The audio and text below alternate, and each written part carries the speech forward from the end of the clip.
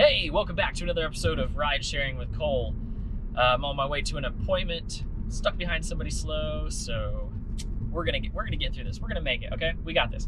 I figured maybe I'd talk to you guys, and that would get my mind off the fact that we're going a couple miles under the speed limit, and that just grinds my gears. So today, I thought we would talk about some real estate stuff, because we haven't talked about that yet very much. So I've got this knowledge that I'm gonna spread all over here. What I wanted to talk about was how we come up with values for homes. You call me, you say, Cole, you're amazing and I love you and I need you to list my home because you're just that amazing, and no phone call ever goes that way. But you call me and you want me to list your house, and you go, well, I want to list it, but I have no clue what it's supposed to be listed for. And I'm sure you're wondering what kind of black magic I can spill, or I'm sure you're wondering what sort of, and I can't get this out. I'm sure you're wondering what kind of black magic I'm gonna sprinkle all over that equation to figure it out. And most people probably think that it's something that, and I'm sure you're wondering, hey Cole, what kind of black magic are you gonna throw at us today? No, it's not black magic. It's just a comparative market analysis, also known as a CMA.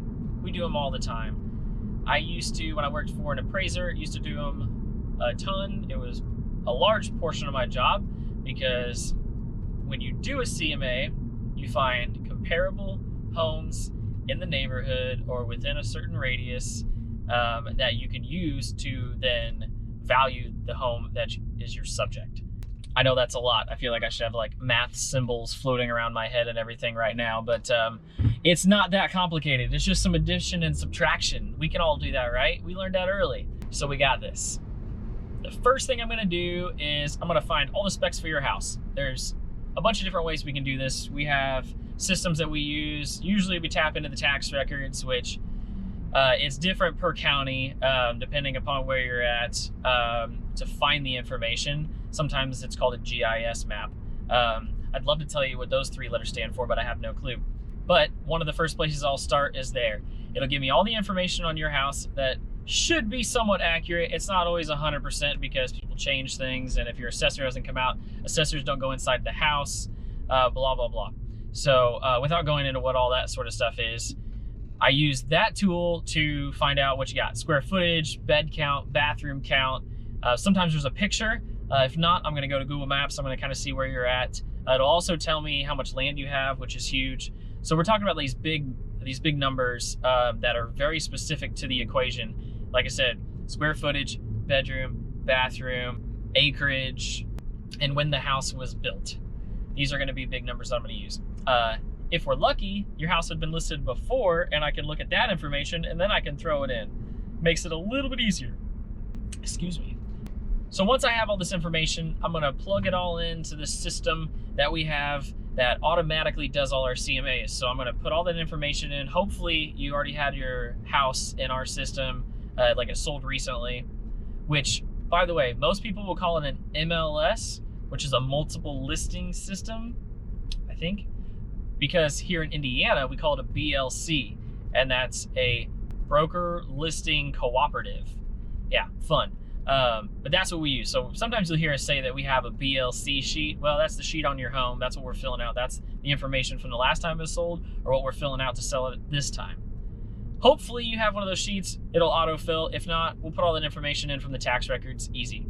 Now, what you do is, and it was explained to me back in the day, and it's something I've had to remember multiple times and continue to tell myself, but if your home is 1,200 square feet and the other house that I'm comparing it to is 1,500 square feet, but it matches in some other qualities, because you'll never find something that's exactly the same. Maybe if you're in a neighborhood that's got a lot of builder homes that's been built recently, there's only so many specs to choose from, then maybe you might find something that's exactly the same. Very rare. I haven't ever seen it.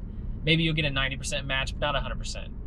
But again, so if you have a 1,200 square foot house and a 1,500 square foot house, well, those are comparable, but the only problem is there's a 300 square foot difference, and you have to close that gap.